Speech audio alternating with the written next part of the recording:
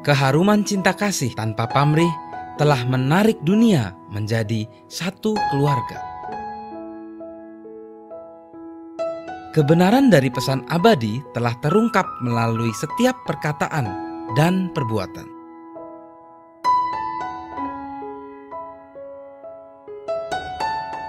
Pemenuhan dalam pelayanan kasih telah diajarkan dengan pengorbanan tanpa henti.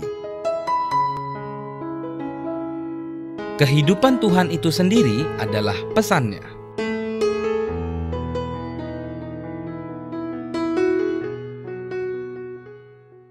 Saya Ram. Pada hari yang cerah dan indah ini, selamat datang di episode ke-7 dalam rangkaian presentasi kami yang berjudul Pesan Tuhan.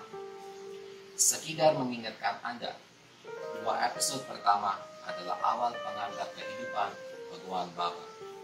Dan setelah itu, kami telah membahas berbagai aspek ajaran suami. Terakhir kali kami fokus pada Tuhan yang Maha Ada di seluruh alam semesta. Seperti saya katakan sebelumnya, kita mungkin melihat banyak benda dan makhluk yang berbeda dan beragam. Tetapi dari sudut pandang spiritual, kami tidak boleh lupa bahwa Tuhan hadir dalam semua makhluk atau benda, baik yang bergerak maupun yang tidak bergerak. Menindaklanjuti hal tersebut, dalam episode ini kami ingin membahas 2 topik. Yang pertama adalah apa yang disebut BABA sebagai Constant Integrated Awareness, kesadaran yang terintegrasi secara konstan. Ada 3 kata di sini: konstan, terintegrasi, dan kesadaran. Masing-masing dari mereka memiliki makna yang mendalam.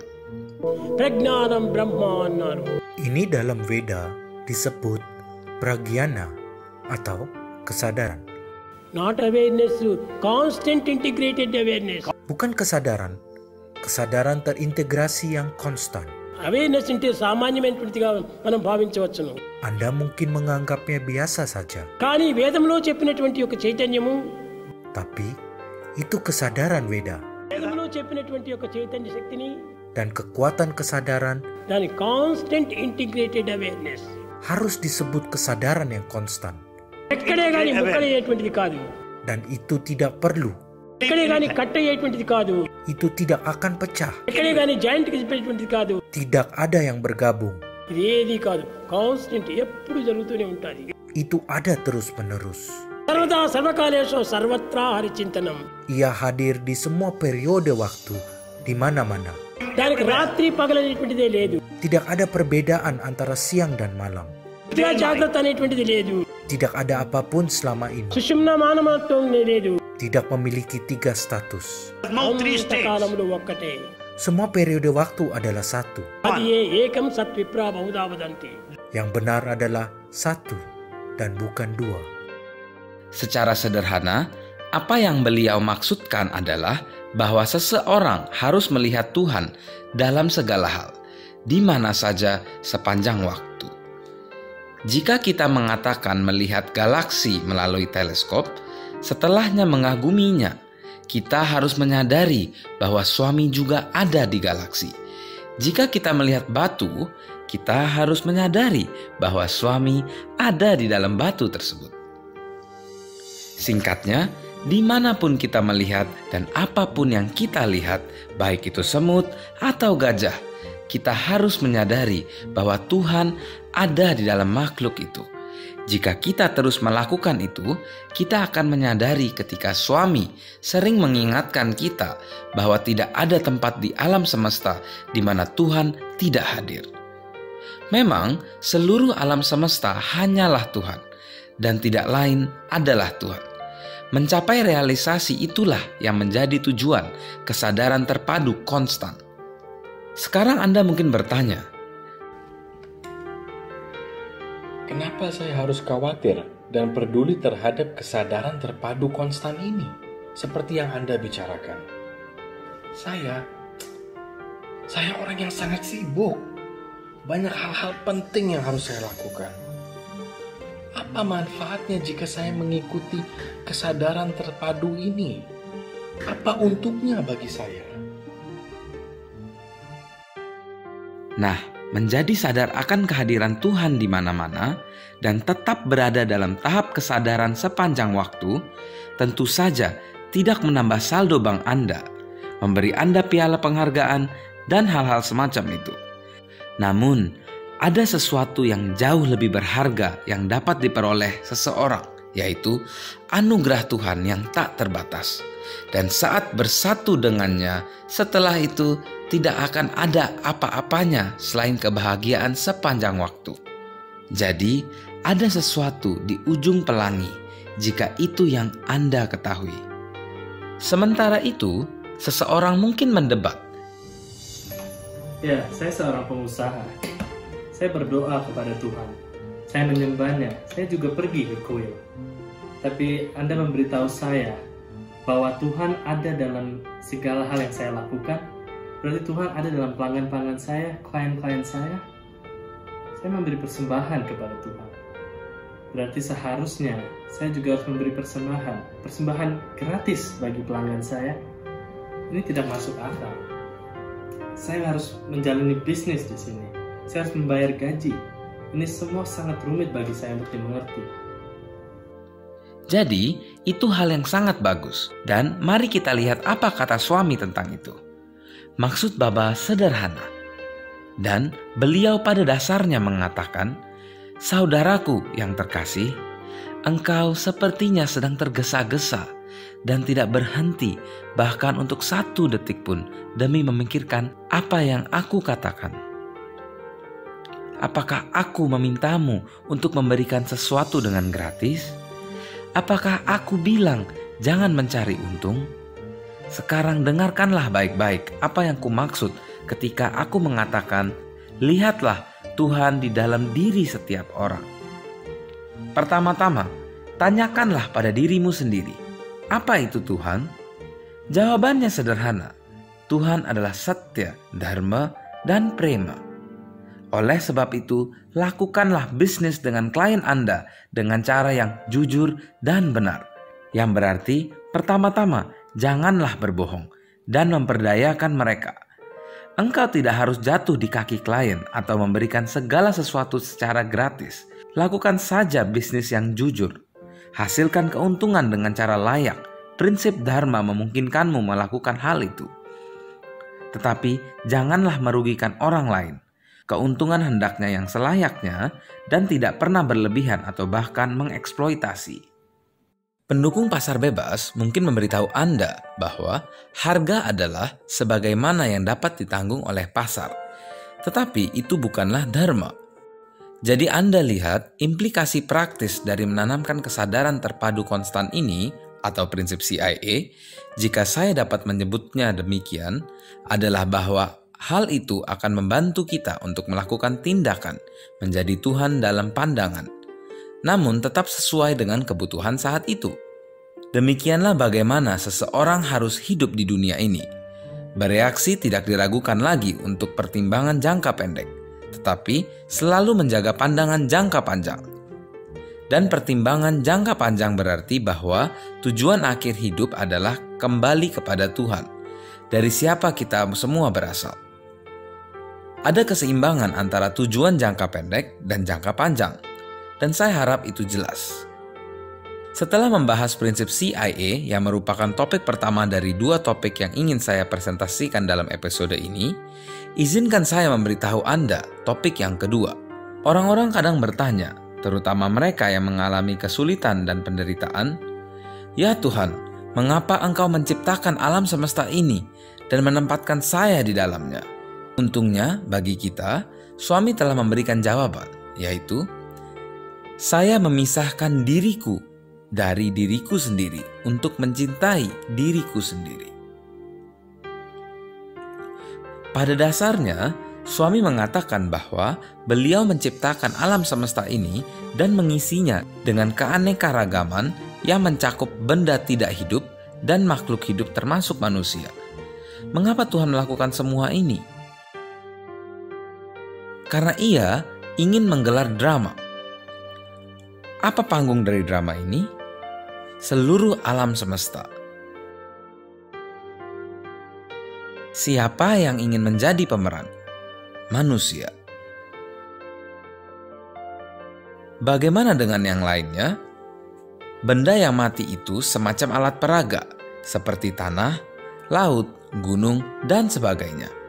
Bagaimana dengan serangga, binatang, dan sebagainya? Mereka memang memiliki peran pendukung mereka sendiri. Pada tingkat dasar, mereka semua membentuk pendahulu spesies manusia. Ada juga peran tambahan untuk tanaman dan hewan. Tumbuhan menyediakan makanan, pohon menyediakan buah-buahan dan kayu, dan sapi-sapi menyediakan susu, dan sebagainya. Semuanya untuk manusia. Oke, semua ini memungkinkan penyediaan bagi manusia, yang seharusnya menjadi pemeran.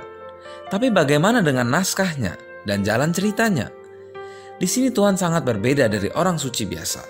Dia hanya berkata, "Umat manusia, engkau membuat dialog sembari menjalaninya. Tetapi ada satu hal yang aku ingin engkau semuanya melakukannya, yaitu saling mencintai." Mungkin Anda sekarang mengerti apa yang suami maksud dengan mengatakan, "Aku memisahkan diriku dari diriku sendiri untuk mencintai diriku sendiri." Itu pada dasarnya berarti, aku, Tuhan yang abstrak dan tak berbentuk, memproyeksikan diriku ke alam yang lebih rendah, yang terbentuk dari ruang dan waktu, agar keberagaman hidup dapat terwujud. Aku mengejawantah dalam semua aspek keanekaragaman ini, sehingga cintaku tertanam di setiap titik alam semesta. Secara khusus, aku memberikan kepada setiap individu harta tak terbatas, yaitu cinta yang murni.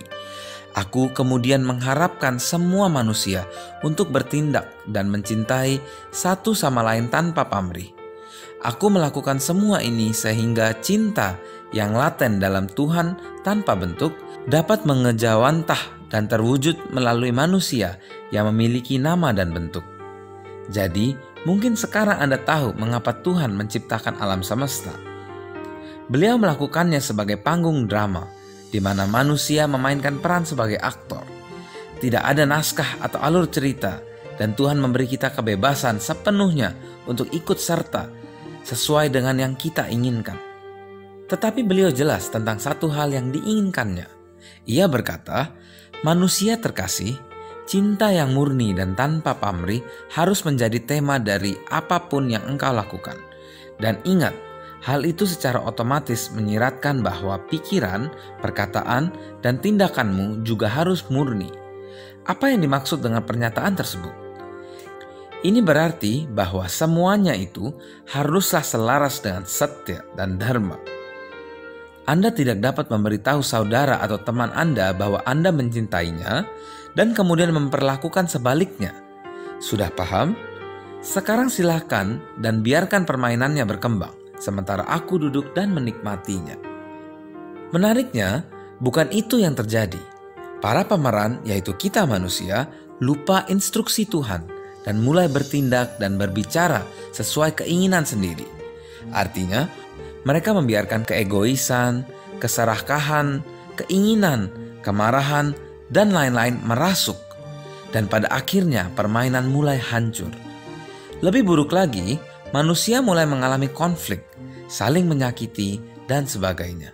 Sedemikian rupa sehingga dari waktu ke waktu, Tuhan harus mewujud sebagai avatar untuk memperbaiki keadaan dan agar dapat memutar kembali ke jalur yang benar. Demikianlah. Dan omong-omong, itulah sebabnya mengapa suami bisa berada di tengah-tengah kita saat ini. Artinya bahwa kita telah begitu banyak mengacaukan dunia sehingga beliau merasa kita membutuhkan bantuannya. Why fear when our Bhagwan Sri Satya Sai Baba is here? We are not to worry anymore. We are now living in the Sai age. Our youth are now armored with Sai teachings, while holding on to Sai principles, even in the face of very stiff challenges. Isn't it? What an amazing grace. Tetapi marilah kita menelisik hati kita dan bertanya, apakah kita merasakan hal itu? Suami sering mengatakan, "Aku memberikan apa yang engkau inginkan." Wawancara, cincin, jam tangan, dan sebagainya, sehingga engkau akan mencari tahu apa yang hendak aku berikan dengan kedatanganku ini. Namun, kita jarang melakukannya. Ngomong-ngomong, hal apakah yang suami ingin sekali berikan kepada kita, tetapi kita tidak menerima? Atma Vidya, atau pengetahuan tentang Atma. Serial TV ini merupakan upaya untuk menawarkan secara sederhana hal-hal mengenai Atma Vidya. Mengapa Atma Vidya itu penting? Mengapa suami sangat ingin memberikan hal ini kepada kita? Kami telah menggarisbawahi hal ini beberapa waktu lalu, tetapi perlu mengulangi apa yang telah diuraikan sebelumnya.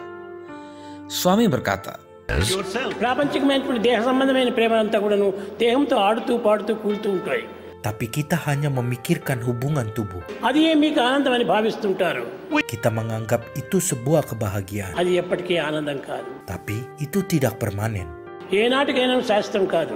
Sampai kapanpun tidak akan pernah menjadi permanen. ya sahabat tersayang, semua yang bisa engkau dapat dari dunia ini akan menjadi kesenangan dan penderitaan yang berulang-ulang. Apakah engkau mendambakan kebahagiaan abadi? Itu disebut ananda atau kedamaian hati. Apakah engkau mengetahui cara mendapatkannya? Atma Vidya adalah cara untuk mendapatkannya.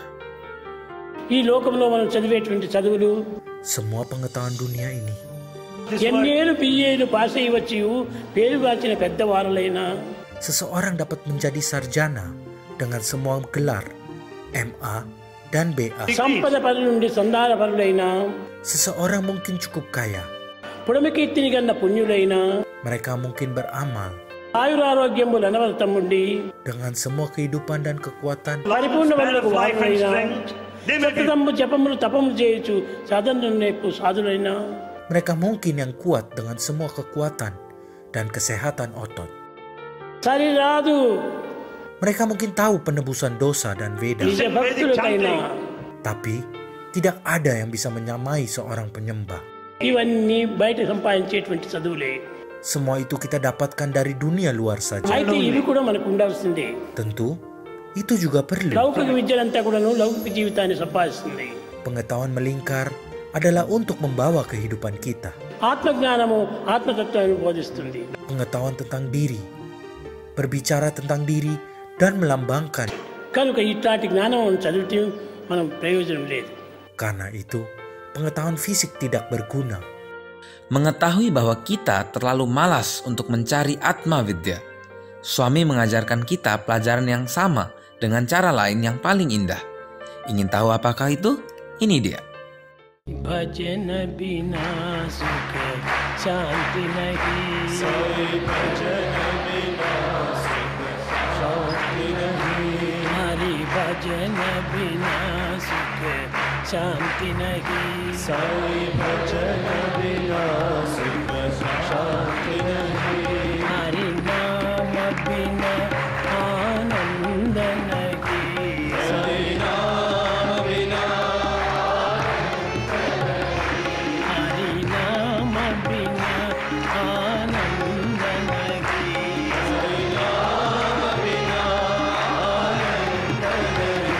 Penonton yang terkasih, pikirkan saja berapa banyak wejangan yang telah suami berikan di depan umum dan pribadi menjelaskan Atma Vidya dan semua aspeknya. Bayangkan saja berapa kali suami menyanyikan bhajan ini untuk kita, dan sekarang kita harus mengintrospeksi diri. Apakah kita memperhatikan makna yang lebih dalam dari suami? Dan kita tidak boleh lupa bahwa tidak setiap hari Tuhan turun dalam wujud manusia untuk berada di antara kita.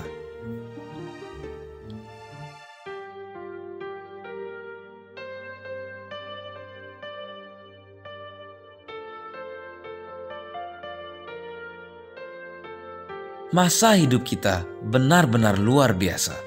Berada dalam kehadiran suami dan melihatnya adalah anugerah istimewa yang berharga.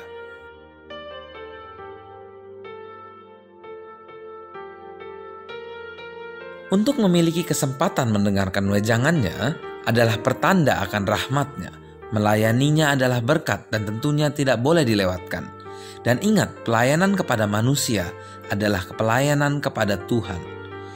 Jadi, kita benar-benar tidak perlu mencoba mendorong diri kita sendiri untuk melayani badan fisik suami. Begitu kita menyadari aspek yang lebih luas dan pelayanan kepada Tuhan, maka menjadi jauh lebih mudah untuk berpikir tentang Tuhan, untuk melayani Tuhan, dan untuk menyenangkannya dalam berbagai cara.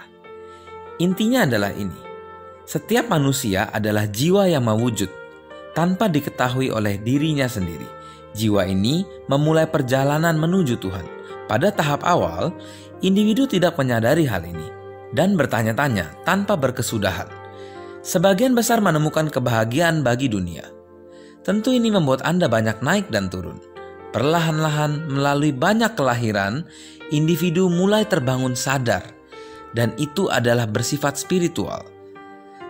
Tetap saja dari waktu ke waktu, individu terus kehilangan arahnya. Sebagai akibatnya, grafik evolusi spiritual naik dan turun. Lebih tepatnya bagaikan nilai pasar saham. Akhirnya ada perubahan. Setelah individu menjadi peziarah sejati dalam pencarian Tuhan, dan ketika individu itu cukup dekat dengan Tuhan, Tuhan dengan belas kasih mengulurkan tangannya dan menarik penyembah.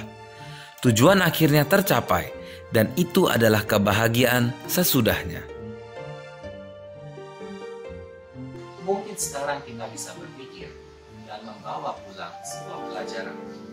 Saya akan mengatakan bahwa pelajarannya adalah kelahiran sebagai manusia menempatkan individu pada jalan panjang untuk mencapai kesadaran penuh. Dengan yang oleh suami sebutkan sebagai kesadaran terpadu yang konstan.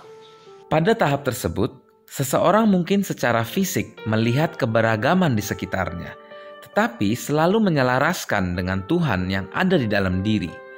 Begitu seseorang belajar melihat Tuhan dalam segala hal, di mana saja sepanjang waktu, hidup menjadi sangat berbeda.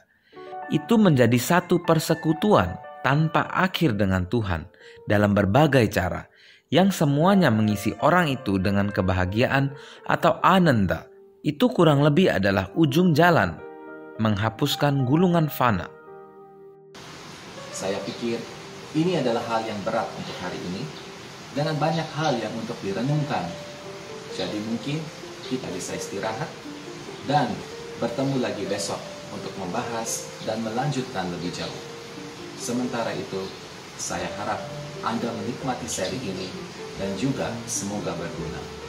Terima kasih telah bersama kami dan kami bertemu lagi besok untuk episode berikutnya. Jai Saya.